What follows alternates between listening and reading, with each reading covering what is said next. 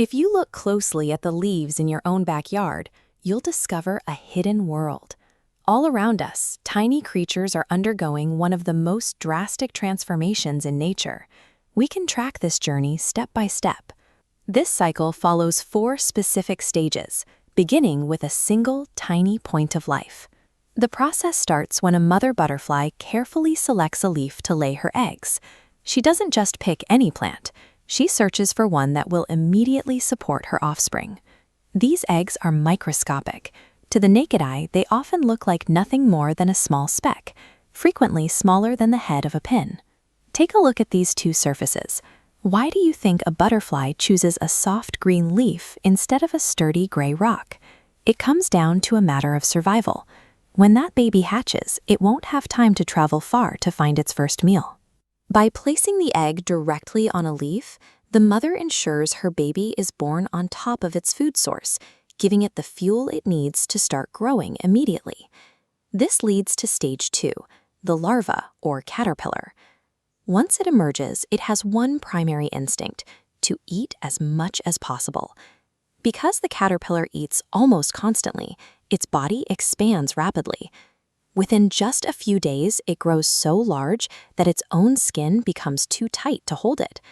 To keep growing, the caterpillar simply wiggles out of its old skin to reveal a new, larger one underneath.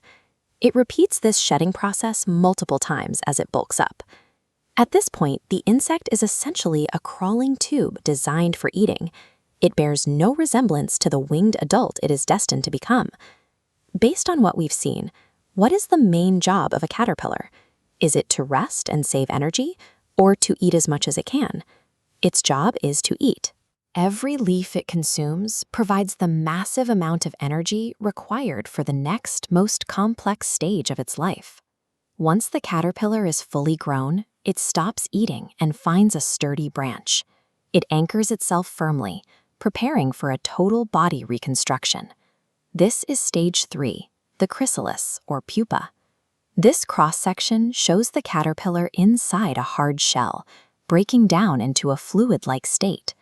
From that fluid, it builds itself back up. Delicate wings take shape where the caterpillar used to be. Here is our 3rd field guide question. What is the scientific name for this hard shell where the transformation happens? Scientists call it a chrysalis.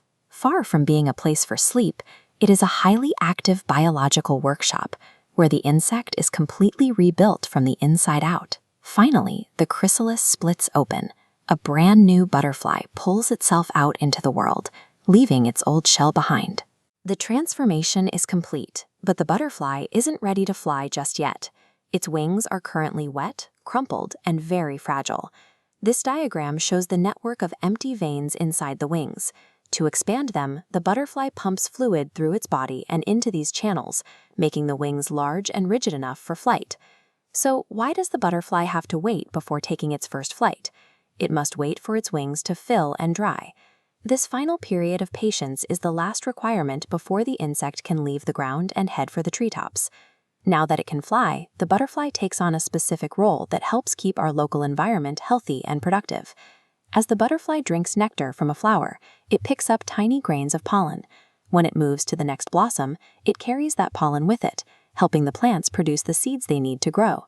The 4-stage cycle is now complete.